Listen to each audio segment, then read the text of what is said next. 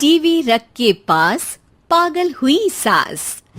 आजकल वर्मा जी की पत्नी देवकी जी केबल पर रियलिटी शोज देख देख कर बहुत कुछ सीख रही हैं। जैसे आज तो वो सुबह सुबह बेसुरे आलाप ले रही हैं। सारे गामा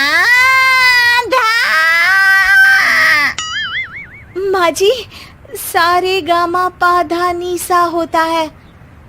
अरे वो तो सब गाते हैं, ये मेरा स्टाइल है। आवाज तो कम कर लीजिए माँ जी, पर्दे फट जाएंगे कान के। ये कहो कि पर्दों में आग लग जाएगी। देखना, मेरी आवाज सुन के जज आग लगा देगी, आग लगा देगी, तू तो आग लगा देगी, ऐसा बोलेंगे।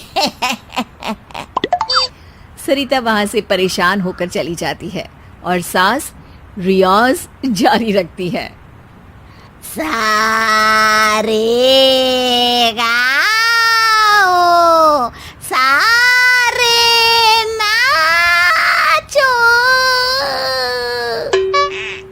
तभी बाबूजी दुकान से लौटते हैं। अरे देवकी, क्यों तानसेन बनी हुई है? कान से खून निकालोगी क्या? अरे क्या हुआ, रियाज तो करने दो मुझे। इसको रियाज बोलते हैं? ऐसा लग रहा है जैसे घोड़े हिना रहा है। घोड़े पे बैठ के ही बम्बई जाऊंगी मैं तो, जब जज साहब कहेंगे कि देवकी तुम मुंबई आ रही हो। जज साहब, वो अदालत वाले? अरे नहीं नहीं, बड़े लोग हैं, आप नहीं जानते हैं। ओ मैं तो छोड़ चली अपना ये देश, बम्बई मुझे प्यारा लगे। गाना गाती हुई देवकी चली जाती है और बाबूजी अपनी सरफिरी पत्नी के इस संगीत प्रेम की चर्चा करने बहू के पास चले जाते हैं। अरे सरिता बेटा, सुनो तो, ये तेरी सास को क्या हुआ है बेटा? सुबह तो अच्छा भला छोड़कर गया था इसे। सिंगर बनेगी अब वो। सिंगिंग रियलिटी शो में जाने की सुबह से तैयारियां चल रही हैं इनकी। हाँ, अब तो कोयल के सुर मेंढक छेड़ेगा। हे भगवान, सद्बुद्धि दो इसे। इधर बाबूजी भगवान को कहते हैं और उधर राधा रानी प्रकट हो जाती है, देवकी की मोहल्ले की सबसे पक्की दोस्त। क्यों री देवकी, काहे इतना गला फाड़ रही है? कोई चीखने चिल्लाने का कंपटीशन है क्या? अरे ये देख, नया सिंगिंग शो, मैं भी गाऊंगी, हिंदुस्तान के दिलों की धड़कन बनूंगी। अरे इतना बेसुरा गा के दिलों की धड़कन नहीं, दिलों का अटैक बन जाएगी। इससे तो अच्छा है कि नाच ही ले। वैसे भी दिन भर मोहल्ले में नाचती तो रहती है तू, कभी इसके घर कभी उसके घर। देवकी को समझ में आ जाता है कि उसका गाना किसी को पसंद नहीं आ रहा। अगले दिन सरिता देखती है कि सास पैरों में घुंघरू बांध के नाच रही है। अरे माँ जी, क्या मंजुलिका बनी हुई है आज आप? अरे नाचने दे बहू, जब तक है जान जाने जहां मैं नाचूंगी। अरे माँ जी, अभी जान निकल जाएगी इतनी जोर से नाचेंगी तो। अरे अरे, क्या कर रही हो? अरे दिख नहीं रहा, डांस कर रही हूँ। अरे जैसी तुम्हारी हरकतें हैं, तुमको तो नागिन डांस करना चाहिए। वो भी करूंगी, भांगड़ा भी करूंगी। देखना, जज मुझे देख के स्टैंडिंग ओवेशन देंगे।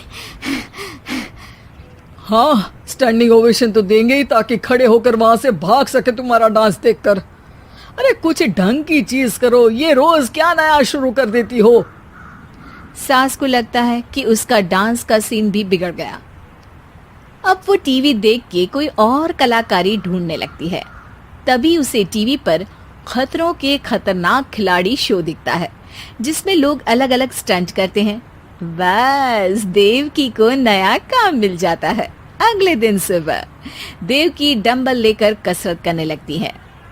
माँ जी, ये क्या कर रहे हैं आप? अरे खली जैसे बनकर खलबली मचा दूंगी।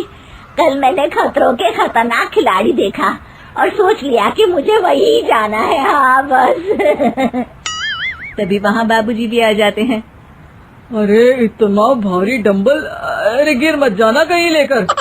अरे चुप करो, तुमसे कुछ नहीं होता इसका मतलब ऐसा नहीं कि मुझसे भी कुछ नहीं होगा। मैं तो खतरों के खतरनाक खिलाड़ी में जाने वाली हूँ। हाँ, मैं तो इस शो में तभी गया था जब तुमसे शादी हुई थी। तुमसे शादी करना भी खतरों के खतरनाक खिलाड़ी में जाने से कम थोड़ी ना। अब चुप भी रहिए। अरे बहू, वो भारी वाला डंबल उठा कर ला तो। अरे ना माँ जी, आप संभाल नहीं पाओगी। अरे मैंने टीवी में देखा था, एक आदमी कार उठा लेता है, इतना तो मैं उठा ही सकती हूँ ना। बहू घबराते हुए भारी वाले डंबल माँ के हाथ में दे देती है। जैसे ही माँ दोनों हाथ ऊपर करती है, पूरे शरीर का बैलेंस बिगड़ जाता है और वो पीछे की तरफ गिर जाती है। डंबल जाकर टीवी में लगता है और टीवी फूट जाती है। माँ जी, उठिए माँ जी। बाबूजी बहुत तेज हंसने लगते हैं। बाबा बाबा, टीवी और बीवी दो टेंशन थे मेरे, आज एक कम हो ही गया। बहू भी सास को उठाते उठाते इस बात पर ताली बजाकर हंसने लगती है और देवकी फिर से गिर जाती है। और इस बार देवकी भी अपनी बेवकूफी पे हंसी रोक नहीं पाती।